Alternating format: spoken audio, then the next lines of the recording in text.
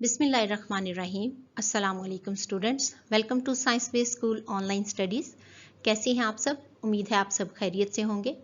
Students, आज हम जमात चहारम इस्लामियात के बाब सोम उसवा हसना से सबक नंबर 6 की पढ़ाई करेंगे और सबक नंबर 6 का उन्वान है सफ़र ताइफ। यानी नबी करीम सल्लल्लाहु अलैहि वसल्लम ने ताइफ की तरफ जो सफ़र किया था उसका अहवाल हम इस सबक में पढ़ेंगे। तो आइए अपनी पढ़ाई शुरू करते हैं। नबूवत का 10वां साल था, यानी नबी अकरम सल्लल्लाहु अलैहि वसल्लम ने जब से ऐलान नबूवत किया था उसको 10 साल हुए थे, तो इसको नबूवत का 10वां साल कहते हैं। यानी नबी अकरम सल्लल्लाहु अलैहि वसल्लम की उम्र जो है वो उस वक्त 50 साल थी, क्योंकि आपने 40 साल की उम्र में नबूवत का ऐलान किया था, तो 10 साल हुए थे नबूवत का ऐलान किए हुए, तो उसे कहते हैं नबूवत का 10वां साल था। आप सल्लल्लाहु अलैहि वसल्लम हज़रत अबू तालिब और हज़रत खदीजा रज़ी अल्लाह ताला अन्हा की वफ़ात की वजह से बहुत गमगीन थे। यानी उस साल आपके प्यारे चचा हज़रत अबू तालिब और आपकी प्यारी बीवी हज़रत खदीजा रज़ी अल्लाह ताला अन्हा का इंतकाल हो गया था, तो उनकी वफ़ात की वजह से आप जो हैं बहुत अफसरदा थे, गमगीन थे। कुरैशी मक्का की सख्तियाँ रोज़ बरोज़ बढ़ रही थी और कुरैशी मक्का भी जो है उनके मज़ालिम में इजाफा होता जा रहा था। वो रोज़ाना कोई ना कोई नई तरकीब निकालते नबी अकरम सल्लल्लाहु अलैहि वसल्लम को तंग करने की। मक्का में इस्लाम की मज़ीद अशात का इम्कान भी नहीं था और मक्का के जो लोग थे वो अब नबी अकरम सल्लल्लाहु अलैहि वसल्लम की बात नहीं सुन रहे थे। यानी जिन लोगों ने इस्लाम कबूल करना था उन्होंने कर लिया था। कुछ लोग हिजरत भी कर गए थे नबी सल्लल्लाहु अलैहि वसल्लम के हुक्म पर हबशा की तरफ, तो अब वहाँ हालात जो हैं वो अच्छे नहीं थे। इसलिए आपने मक्का से बाहर जाकर इस्लाम की तबलीग का इरादा फरमाया।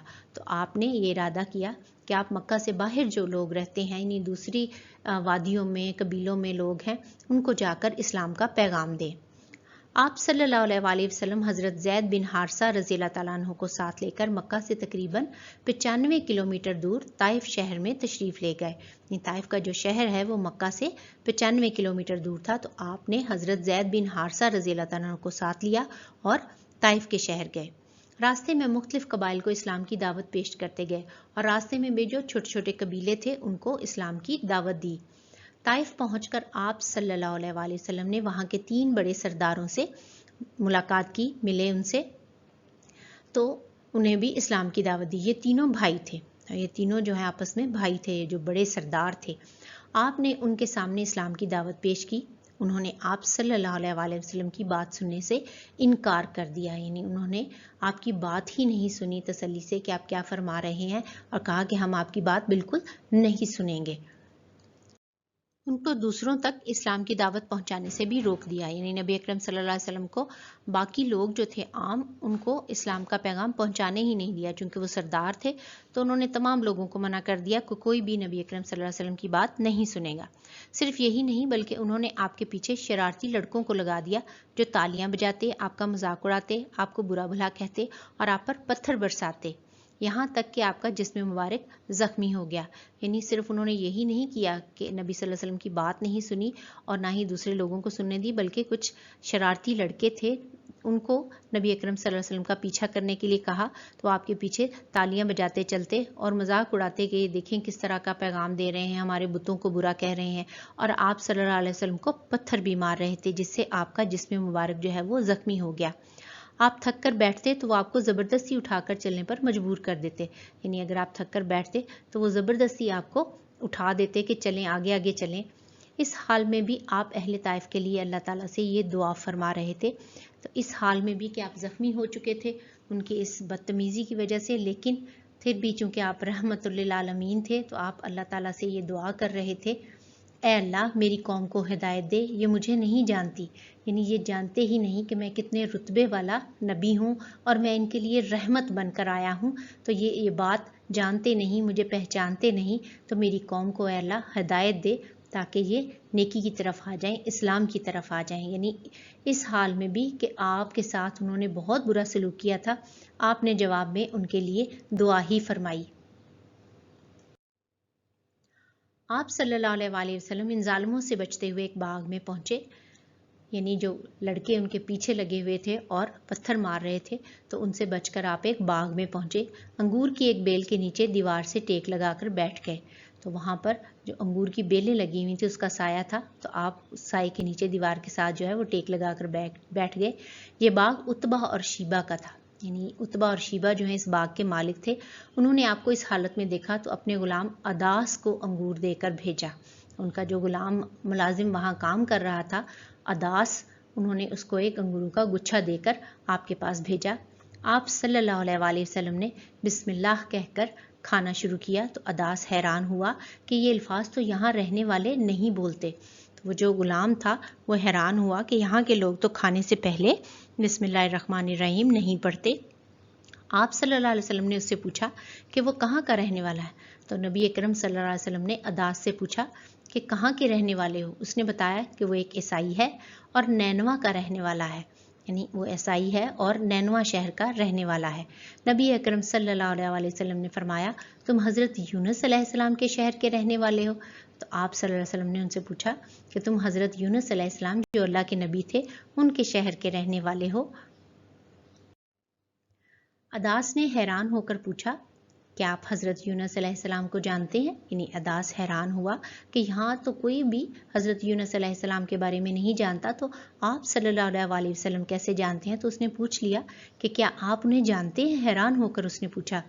آپ صلی اللہ علیہ وسلم نے فرمایا ہاں وہ میرے بھائی تھے، وہ بھی نبی تھے، میں بھی نبی ہوں.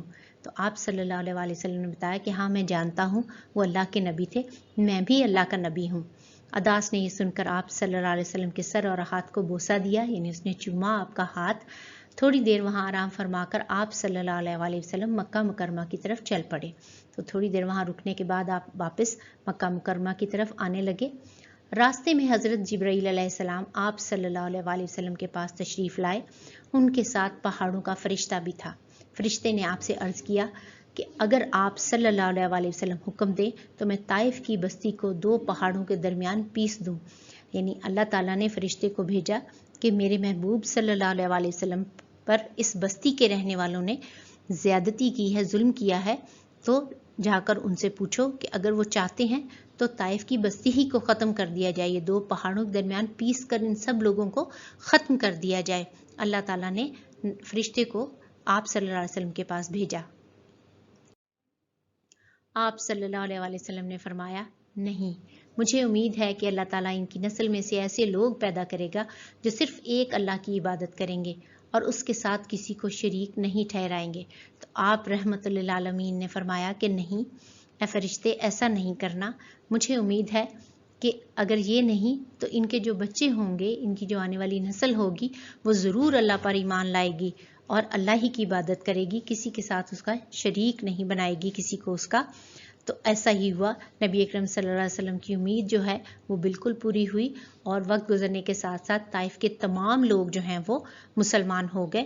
تو نبی اکرم صلی اللہ علیہ وسلم نے ان کو معاف کیا اور اس طرح ان کی آنے والی نسلیں جو ہیں وہ اللہ کے فرما بردار بندوں کے صف میں شامل ہو گئی. انہوں نے اللہ پر ایمان لائے. سوالات کے جوابات. سوال نمبر 1، حضرت محمد صلی اللہ علیہ وسلم نے طائف کا سفر کیوں کیا؟ جواب ہے حضرت محمد صلی اللہ علیہ وسلم نے قریشی مکہ کی سختیوں کے بعد اسلام کی اشاعت کے لیے طائف کا سفر کیا. سوال نمبر 2، طائف کے لوگوں نے نبی کریم صلی اللہ علیہ وسلم کے ساتھ کیسا سلوک کیا؟ جواب ہے اہل طائف نے آپ کی بات سننے سے انکار کر دیا اور شہر کے شرارتی لڑکوں کو آپ کے پیچھے لگا دیا. انہوں نے آپ پر پتھر برسائے اور برا بھلا کہا، یہاں تک کہ آپ کا جسم مبارک زخمی ہو گیا.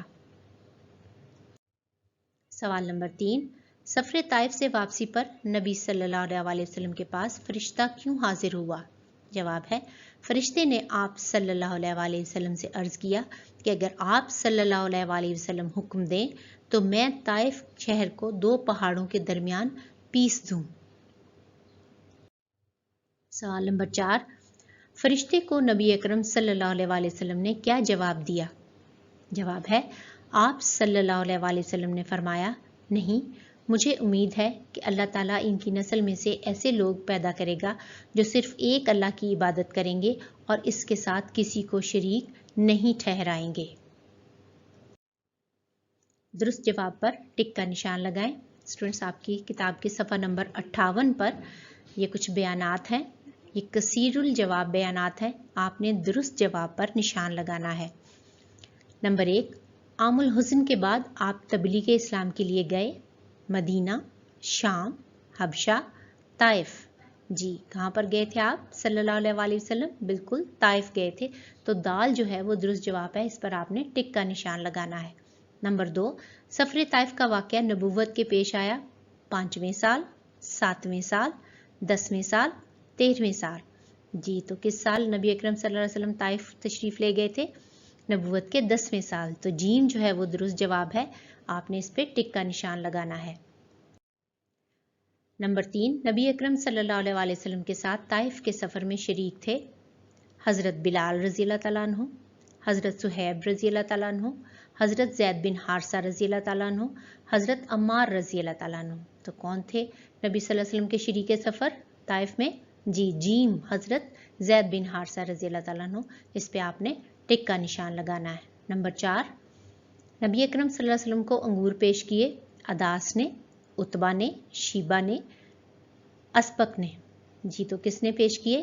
जी, नंबर 1 दुरुस्त जवाब है अदास ने, जो कि उतबा और शीबा का गुलाम था, उसने अंगूर पेश किए।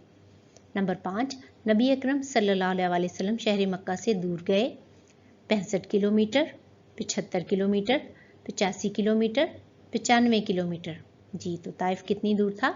बिल्कुल 95 किलोमीटर। दाल जो है वो दुरुस्त जवाब है, इस पे आपने टिक का निशान लगा लेना है। खाली जगह पुर करें। स्टूडेंट्स, आपके सफ़ा नंबर 59 पर ये कुछ खाली जगह दी गई हैं जो हमने मुनासिब अल्फाज से पुर करनी है। तो आइए इनको पुर करते हैं। नंबर 1, नबी करीम सल्लल्लाहु अलैहि वसल्लम ने फरमाया कि डैश मेरे भाई हैं, वो भी नबी थे, मैं भी नबी हूँ। तो किन के बारे में नबी अकरम सल्लल्लाहु अलैहि वसल्लम ने फरमाया कि वो मेरे भाई हैं? जी, हज़रत यूनुस अलैहिस्सलाम के बारे में। तो यहाँ हमने हज़रत यूनुस लिखना है कि नबी करीम सल्लल्लाहु अलैहि वसल्लम ने फरमाया कि हज़रत यूनुस मेरे भाई हैं, वो भी नबी थे, मैं भी नबी हूँ। नंबर 2, अदास ने बताया कि वो डैश का ईसाई है। जी, कहाँ का रहने वाला था वो? नैनवा का। तो यहाँ हमने नैनवा लिखना है।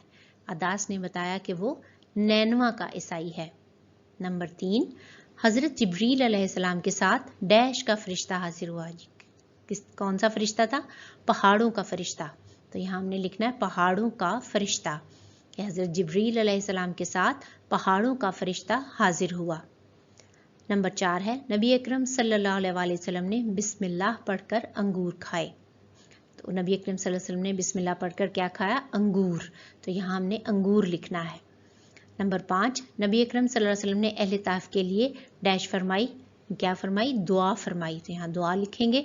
इस तरह से आपने तमाम खाली जगह पर जो हैं वो कंप्लीट करनी है अपनी बुक पर और इन्हें याद करना है।